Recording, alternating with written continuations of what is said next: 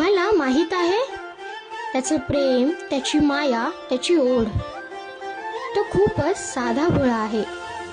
चुकलं तर माफ करतो, विसरलेली वाट दाखवतो, प्रेम करतो, न चुकता प्रत्येक वर्षी भेटायला येतो. आणि हो, तो आलाय. आज सांगू किती झाला मना आनंदी आनंद हो. आज वाजत गाजत आमच्या घरात आले हो गणपती आले.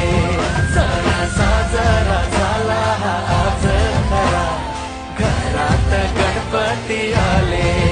आज वाजत गाजत आमच्या घरात आले हो गणपती आले.